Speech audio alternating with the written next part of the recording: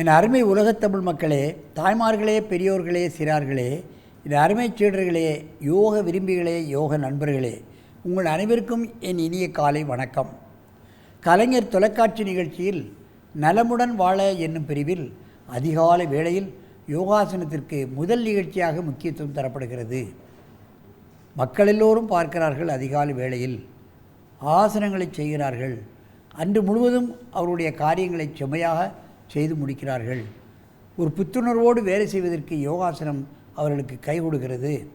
நினைவாற்றலை பெருக்குகிறது. மாணவர்களுக்கு உள் உறுப்புகள் அத்தனையும் செம்மையாக வேலை செய்தால் அவர்கள் எந்த பணியில் இருந்தாலும் அந்த வேலைகளை செம்மையாக முடிக்கக்கூடிய தன்மை வந்து விடுகிறது. ஆகவே தான் எல்லோரும் காலையிலே மாலையிலும் இந்த ஆசனத்தை செய்ய வேண்டும் என்று நாம் சொல்லிக் கொண்டிருக்கின்றோம்.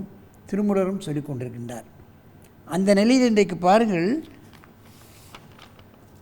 நமது திருமதி மு. குணசுந்தரி தாளாளர் நடத்தும் ஓங்கிட்ஸ் மழலையர் பள்ளி செங்குன்றம் சென்னையில் இருக்கின்றது. அங்கே இருந்து 2 மாணவர்கள், ஸ்ரீராம், தீபன், 2 பேர் வந்திருக்கிறார்கள். அவர்கள் அற்புதமான அலாசனத்தை செய்யப் போகிறார்கள். நீங்கள் பார்க்க வேண்டும்.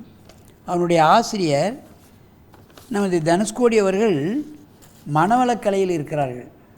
இருப்பினும் நம்ம சென்டருக்கு வந்து யோகாசனத்தை கற்று மனவளக்கலையோடு இந்த ஆசனங்களையும் அவர்களுக்கு கற்றுத்தந்து கொண்டிருக்கின்றார்கள். அவர்கள் அங்கே மாணவர்களை எந்த அளவுக்கு பழக்கியிருக்கிறார்கள் என்பதை பார்க்க வேண்டும். என் அருமை சீடர்களே, நீங்கள் இந்த வஜ்ராசனத்தை கலைத்து விட்டு காலை நீட்டி படுங்கள். அப்படியே படுங்க. மெதுவாக ஹலாசனம் செய்ய பார்க்கலாம். முதுகில் கை வச்சுக்கணும். காலை தூக்கி போட்டப்புறம் முதுகிலே கையை வச்சு தள்ளு. முதுகில் கை வச்சுக்கோ. காலை விரைப்பாக்கு. ஹலாசனம். ஹலம் என்றால் ஏர். ஏர் நிலத்தை உழுதால்தான் செம்மையாக பயிர் வளரும். அதே மாதிரி இந்த ஆசனத்தை செய்துவிட்டால் உடல் பலம் பெறும். முக்கியமாக ஜீரணக்கருவிகள் அழகாக செயல்படும். மூளைக்குள்ளே போகிற நரம்புகளெல்லாம் இழுக்கப்படுகிறது. ஈஸ்னோஃபோலியோ, மூக்கடைப்பு, பிராங்கடிஸ் எல்லாம் மூக்கு அடைத்திருந்தால் உடனடியாக திறந்துவிடும். சைனஸ் ட்ரபிள் இதனால் நீங்கிவிடும். இந்த கன்னத்து 2 பக்கமும் சைனஸ் ட்ரபிள் தும்மிக்கொண்டே இருப்பார்கள். இது ஒரே ஆசனத்தை இந்த அடுக்கு தும்பல் என்று சொல்வார்கள். அவையெல்லாம் நீங்கிவிடும். மெதுவாக இந்த ஆசனத்தை கலையுங்கள்.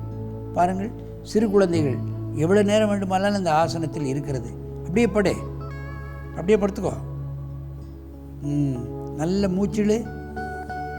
சத்தமாக மூச்சு எடுக்கணும். காலை சேரு. காலை சேர்த்துக்கோ. மீண்டும் ஒரு முறை இந்த ஆசனத்தை செய்யுங்கள். ஹலாசனம். மெதுவாக செய்யுங்கள். முதுகை பிடித்து கொள்ள வேண்டும்.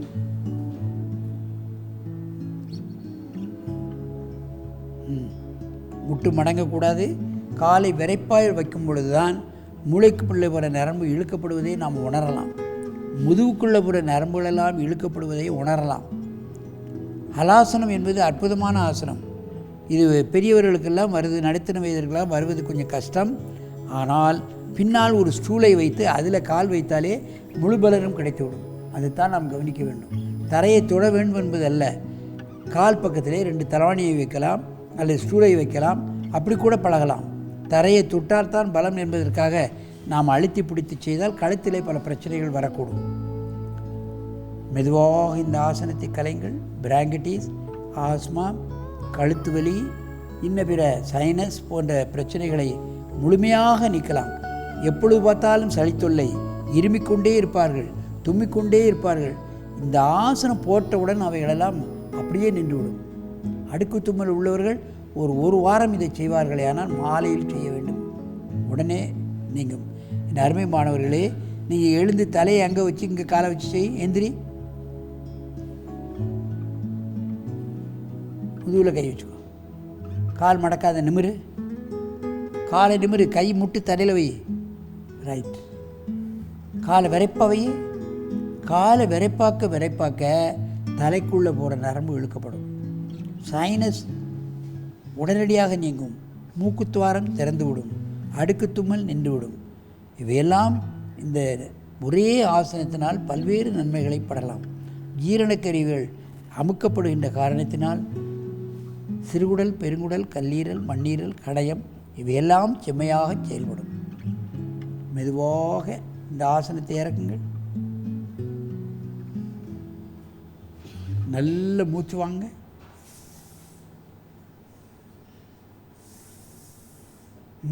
மீண்டும் ஒரு முறை இந்த ஆசனத்தை செய்யுங்க.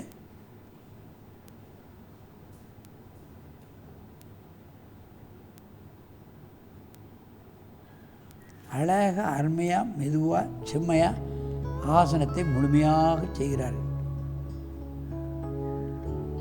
ஆரம்ப கட்டத்தில் முதுகிலே கை வச்சு செய்ய வேண்டும். கொஞ்சம் நல்லா வந்ததுக்கப்புறம் கையை கீழே போட வேண்டும். அதுக்கு பின்னால் கையை கால் பக்கம் கொண்டு போய் கையை கும்பிடலாம். அப்படியே கால் பக்கம் கொண்டு போய் கையை கும்பிடு. தலைப்பக்கம் கொண்டு போ. தலைப்பக்கம் கையை கொண்டு போடா. அப்படி வச்சுக்கோ. Very good. அப்படி பண்ணலாம்.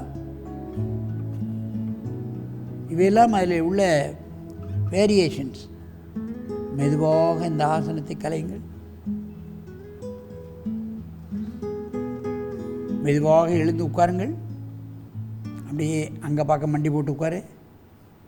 அவர்களுக்கு வளையும் தன்மை இயற்கையாகவே அமைந்திருக்கின்றது. பெரியவர்களானாலும் இந்த கடினமான ஆசனங்களெல்லாம் லகுவாக செய்யக்கூடிய தன்மை அவர்களுக்கு வந்துவிடும். சிறுவர்களுக்கு நோய் எதிர்ப்பு தன்மை கிடையாது. நோய்கள் உடனே பற்றி கொள்ளும். இந்த ஆசனம் செய்தால் நோய் எதிர்ப்பு சக்தி அவர்களுக்கு வந்து விடுகிறது. நோய் என்பதே அவர்களுக்கு வராது. மருந்து செலவு என்பதே அவர்களுக்கு வராது. இன்றைக்கு பார்ப்பீர்களானால் வீட்டில் ஒரு பிள்ளை காய்ச்சல் வந்தால் எல்லாத்துக்கும் வந்துடும். எல்லா பிள்ளைகளையும் தூக்கிட்டு நம்ம வேலையும் விட்டு போட்டு ஆஸ்பத்திரிக்கும் இங்கேயும் அலைவோம். அங்கெல்லாம் கூட்டமாக இருக்கும். வரிசையாக காத்திருக்கணும். நம்ம வேலையும் போச்சு, பிள்ளைகளையும் பள்ளிக்கூடம் போச்சு. இந்த மாதிரி நிலைக்கெல்லாம் தள்ளப்படாமல் இருக்க வேண்டும் என்று சொன்னால் குழந்தைகளுக்கு சிறு வயது முதற்கொண்டே நீங்கள் இந்த ஆசனங்களை கற்றுக் கொடுங்கள். நீங்களும் பழகுங்கள். நீங்கள் பழகும்போது அவர்கள் சாதாரணமாக நம்ம அம்மா அப்பா செய்தால் பிள்ளைகளும் செய்ய ஆரம்பிச்சிடும். அதுதான் முக்கியம். இங்கெல்லாம் வருகிறவங்க பார்த்தாங்கன்னா ஃபேமிலியோடு வருவாங்க.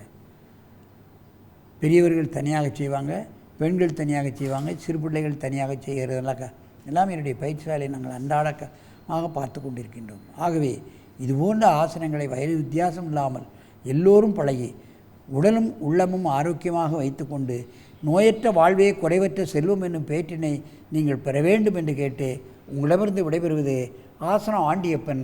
வணக்கம்.